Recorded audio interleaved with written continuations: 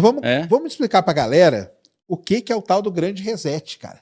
Poxa, isso é legal. Você não vai acreditar, Sergião. Eu separei todos os livros do Klaus Schwab, que eu tenho todos os livros dele, deixei em cima da cama, fui trocar de roupa, botei na cama, olhei pro livro e falei, vou esquecer. Esqueci. Eita, mas não, então, tudo bem. Não adianta a gente querer inventar da nossa cabeça. Eu acho que o grande reset é isso.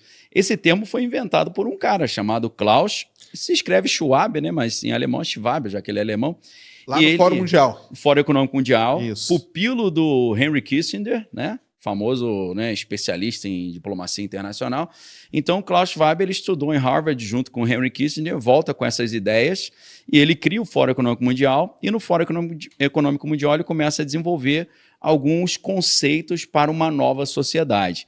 E esses conceitos estão muito bem descritos nos seus livros, como, por exemplo, ele começa com a Quarta Revolução Industrial, aí ele evolui esse conceito para o livro Capitalismo Stakeholder, e aí depois, durante a crise sanitária, ele escreve o livro junto com o coautor, que é o Thierry Malherbe, escreve o livro Covid-19 e o Grande Reset, e ali ele explica o que é Grande Reset. Então, eu vou parafrasear o que ele está dizendo, né? Para isso, eu vou explicar rapidinho os dois primeiros livros, que é o Grande Reset é a conclusão racional disso, né?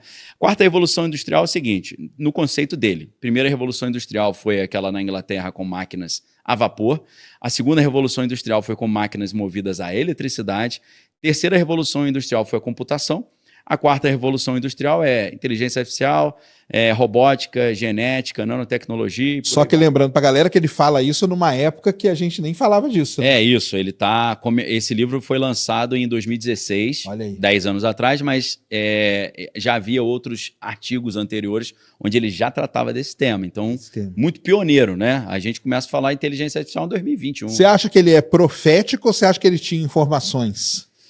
E como ele tem, além do Fórum Econômico Mundial, ele tem ali o Young Global Leaders, que é uma formação de jovens líderes globais, ele passa para esses jovens líderes globais essa visão de mundo e os líderes globais acabam aplicando. A gente está falando Javier Milei, é um Young Global Leader, né, o presidente argentino. Tem todos uns políticos aí, né, que vieram Emmanuel Macron é um Young Global Leader. O ex-primeiro-ministro canadense também, que eu esqueci o nome dele agora, também é Young Global Leader. O próprio Elon Musk. Está lá também no sitezinho deles, no Hall da Fama dos Jovens Líderes Globais. Que, só para citar, o Peter Thiel também faz isso. Né? Eu vi você conversando com o professor Nicoleles, né? Isso. E ele explicou ali o Peter Thiel em profundidade ali.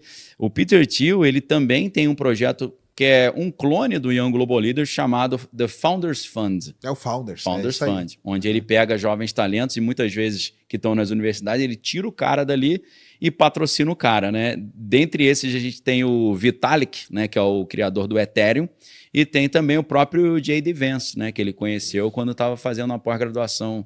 O J.D. Vance estava fazendo uma pós-graduação em Direito. A gente explicou aqui naquele primeiro programa toda a história dele com o J.D. Vance, né? A galera quiser saber, não precisa nem da gente entrar aqui hoje, é só voltar lá. Tá lá. Tá tudo ali. Então, ele começa com essa ideia de que essas novas tecnologias podem ajudar a humanidade a ser mais justa, mais igualitária, reduzir a pobreza, as desigualdades, as guerras. E aí ele começa a fazer uma proposta de como usar a tecnologia para melhorar a política e a sociedade. E aí ele entra nesse conceito do capitalismo de stakeholder, que é o nome do livro. Tem em português, é só, quem quiser adquirir, é só procurar. O que é o capitalismo stakeholder? É a diferença do capitalismo de shareholder. Aí tem a tradução para português. Em vez de falar capitalismo de shareholder e capitalismo de stakeholder, a gente fala de capitalismo de acionista e capitalismo de partes interessadas, né?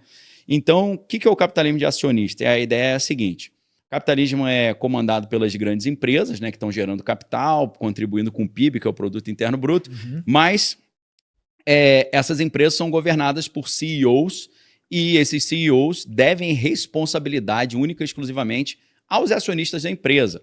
Essa empresa não tem responsabilidade de agir na ciência, na cultura, nas artes, nas finanças, na educação, no melhoramento do trânsito, nem no transporte. Ele só deve responsabilidade a quem é acionista. E esse é o grupo de interesse.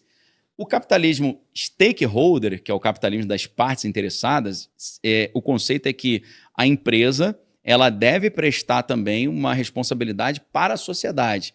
Então, a empresa deve ajudar a sociedade a melhorar a educação, a cultura, as finanças e por aí vai. Só que dessa ideia, a gente tem um outro pensador, que é o Curtis Yarvin, né?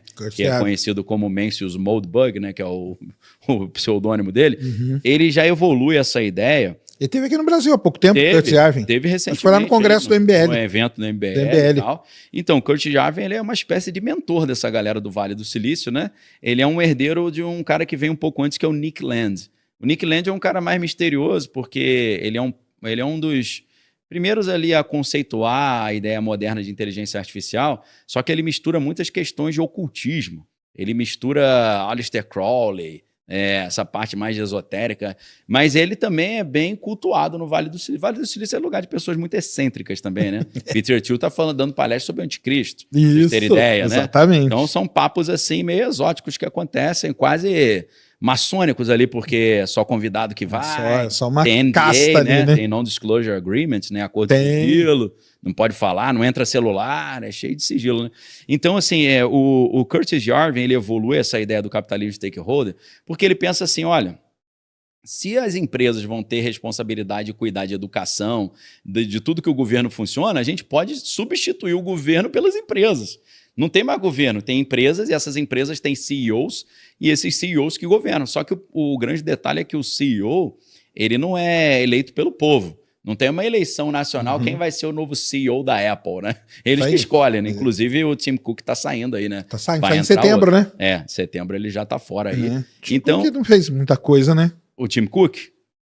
Assim, inovação, né? Você compara com o Steve Jobs, é uma concorrência também desleal. E o cara que vai entrar é o cara que desenvolveu o chip.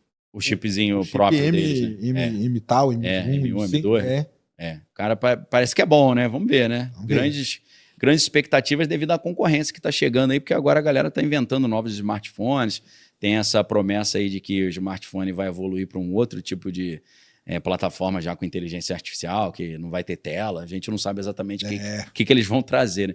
Mas eu estou citando o Curtis Yarvin porque ele partindo dessa ideia de capitalismo stakeholder, de que as empresas privadas têm que fazer serviço público, ele já falou, já troca logo os governos pelas empresas. Então, claro. Só que aí o povo não participa mais da escolha de quem vai ser o presidente ou o CEO da nação. Vai ser um board ali, né? Aí o Curtis Yarvin, ele cria o conceito de GovCorp, que é governo-corporação, em que é uma tecnocracia no sentido que os engenheiros e cientistas mais qualificados que escolhem quem vai governar. Então, esse é um aspecto um pouco preocupante da ideia de capitalismo stakeholder, porque você está acabando ou superando, segundo eles, a democracia representativa que o povo escolhe o representante. É como se eles falassem assim, o povo é burro, só escolhe gente burra, então deixa que a gente que é inteligente governe, sabe, né? Quem vai escolher. Não é muito diferente do que o Platão já defendia na sua república, né? A república ninguém escolhia ninguém, não. Era uma elite de reis filósofos que governava. Exatamente. Então, do capitalismo stakeholder e da quarta revolução industrial, surge a ideia de grande reset. Que ele fala, eu acho que já vale a pena, então, a gente pegar e resetar um sistema antigo que não está preparado para caminhar junto com inteligência artificial, genética, robótica e nanotecnologia. Então, a ideia é evoluir a sociedade. Para os críticos é regredir para uma tirania tecnológica, mas para eles o grande reset é você evoluir a sociedade para substituir o trabalho humano pelo trabalho da máquina, você acabar com a pobreza através da abundância, né? Em vez de você ter um modelo econômico que a gente tem hoje baseado na escassez, né? Eu quando estudei economia, não fiz graduação em economia, eu tive disciplinas de economia na faculdade de jornalismo. O professor falava, a definição de economia é a gestão dos recursos escassos. E aí Elon Musk fala, se a gente vai ter abundância, não vai ter mais escassez, não tem mais, o conceito de economia muda. Então, o grande reset, ele parte dessa ideia, que a gente está migrando de um cenário de escassez para um cenário de abundância. Então, não é que não precisa mais ter a questão do preço e do valor calculado diferente. Não precisa ter o dinheiro mais, né? Porque o dinheiro é como você mede a quantidade de escassez de um produto. Sim. Se é tudo praticamente de graça, né? E as pessoas ganham uma renda básica universal, então esses conceitos todos vêm junto com a ideia de grande reset, que é a substituição do trabalho humano pelo trabalho da máquina, liberando o homem para ficar no lazer à vontade, sem precisar trabalhar, trabalho vai ser opcional. E aí você tem aquelas smart cities, né, cidades inteligentes em que você não precisa pegar uma condução para ir para o trabalho nem para a escola, está tudo muito próximo, ou seja, a própria arquitetura urbanística Ajuda, das né? cidades são mais eficientes, como acontece na cidade de Oxford, né, que é lá na Inglaterra é um protótipo. E tem também a substituição do dinheiro físico pelo dinheiro digital, para você, segundo eles, o argumento é impedir as fraudes e o desperdício, mais ou menos o que Musk estava fazendo lá no DOGE, né, o Departamento de Eficiência Governamental. Então, o grande reset significa isso, mas também significa você fazer a transição da matriz energética, ou seja, o famoso novo acordo verde, né, o Green New Deal. Então, também significa tirar o petróleo de cena e você ter fontes de energias renováveis. Então, parece que essa guerra no Oriente Médio também está acelerando esse processo do grande reset. Assim como a pandemia também acelerou, foi por isso que ele escreveu o livro Covid-19 o Grande Reset, dizendo que ali era uma oportunidade que a gente perdeu, né? Que ele fala, né? De acelerar a digitalização da sociedade. Mas nós perdemos, né? Perdemos. Uma coisa que a gente teve aqui no Brasil, que foi uma aceleração nesse sentido, o Grande Reset, foi quando as pessoas ficaram sem poder trabalhar. E aí o governo cria o auxílio emergencial, e o auxílio emergencial é pagado em Pix. Então o Pix surge também nesse contexto, né, de um pagamento digital centralizado, centralizado pelo Banco Central. E as pessoas que queriam fazer jus a esse recebimento tiveram que se bancarizar. Né? Então você pega ali uma boa parte da população brasileira que era foi de lá trabalho e criou, formal. Né? Criou, foi aquelas filas no banco que deu, né? Exato. Aí esse público que estava invisível para a sociedade passa a estar visível e passa a fazer jus a um recebimento desse auxílio emergencial em Pix. Então, a gente viu um pouco desse avanço, porque tem gente que olha a pandemia e fala, não entendo o que agilizou de tecnologia e digitalização com a pandemia. Estou dando esse exemplo só para a galera entender que antes não tinha muito isso. Hoje, qualquer cidadão, por mais simples que ele seja, ele tem o Pix ali, ele está bancarizado, né? Então, o grande reset... Mas isso não é um controle também? É um controle. Pix fica sabendo, né? Certamente, isso é um controle e é uma centralização, porque é o Banco Central assumindo... um serviço que era dos bancos privados, né? Exato. Então tem até uma preocupação dos próprios bancos privados do Banco Central puxar clientes, daqui a pouco oferecer serviços, né, de cartão de crédito, né, e outros tipos de... Mas aí essa guerra aí mostrou que o tal da substituição da matriz energética aí nós estamos longe, né? Porque... talvez isso gere um incentivo para acelerar, né? Porque será? Todo mundo falou. Eu acho que sim. Qual que é a análise que você faz do lance assim? Por exemplo, quem que ganhou, quem que perdeu essa... Porque a primeira guerra não acabou, né? Ela tá o quê? Ela tá meio em stand-by? Ela está em stand-by na minha crença de alguns analistas, porque eles já acabaram a munição, eles estão repondo. Acabou a munição mesmo? Mas e o desfile? Qual o desfile? O desfile que o Irã mostrou agora. Ele mostrou um míssil balístico, mostrou né? Míssil, mas o Irã também, eles estão ali meio... Acho que é mais propaganda, né? Mas você acha que o problema é que está nos Estados Unidos também? Também, os Estados Unidos, eles estão esperando mais navios chegarem com mais munição e mais homens. Cada vez está chegando mais gente. A gente já fala, na última leva chegaram mais 10 mil soldados. E era um negócio que era para durar sempre 2 semanas, né? Exato, era para ser rápido. Era para ser rápido e acabou que não... Exato. Acabou que o negócio meio que escalou. Sim. E aí mostrou, acho que para o mundo que talvez estava ensaiando uma mudança da matriz energética aí, que o petróleo ainda é fundamental, né, cara? Não, com certeza. E não só o petróleo é fundamental, eles perceberam o nível de fragilidade. De fragilidade porque do sistema todo, né? Um estreito de 30 quilômetros fecha, você arrebenta com o mundo. Arrebenta com o mundo. Então isso talvez seja o que os americanos chamam de um wake-up call, né? Tipo, ó, acorda aí, ó, precisamos mudar essa matriz aí. Então, mas aí que eu ia falar. Porque aí... Os Estados Unidos sempre teve problema com o petróleo, depois lá começou a produzir por fraturamento e tal. Hoje os Estados Unidos volta por cima. É um dos maiores produtores do mundo. E os concorrentes dele são todos aqueles caras lá. Essa palavra concorrente aqui é fundamental. Eu vou capitalizar em cima dela. Até os aliados são concorrentes. Exatamente. Eles são aliados, mas ele deixa o pau torando lá. Para ele é bom. Para ele é bom. Muito bom. Então, assim, muita gente analisa que o Trump perdeu a guerra porque a guerra está se alongando mais do que ele queria. Eu creio que não. Mas muita gente analisa que ele ganhou a guerra. Porque do ponto de vista econômico, se acabasse hoje, os Estados Unidos sairia como o maior país de petróleo do mundo. Com certeza. Né? Então, que a gente precisa, para entender isso melhor, é interessante trazer para a conversa a doutrina Monroe 2.0, ou que é conhecido como doutrina Donroe, né? Por causa de do Donald Trump. Donald com Monroe. Porque o pessoal acha que a doutrina Donroe é apenas uma reencenação da doutrina do James Monroe, que lá de 1823, se eu não estou enganado. Não é uma reencenação, porque naquela época, a briga americana, dessa América para os americanos, que é o corolário ali da doutrina Monroe, era pedir para os europeus saírem das Américas e dizer que os Estados Unidos que tinham controle das Américas, apesar de que lá no século XIX eles não tinham nem força bélica para controlar tudo dessa forma toda. Algo que eles conquistaram depois do final da Segunda Guerra Mundial. A doutrina hoje, Donroe, não é europeus saiam daqui, a América é dos Estados Unidos. A ideia agora é, a gente vai eliminar todos os nossos concorrentes. Nós seremos os únicos que teremos energia, gás e o hélio líquido para vender para o mundo inteiro, e o diesel, a gasolina. E quem não comer na nossa mãozinha vai ficar na escuridão, vai ter que se desindustrializar.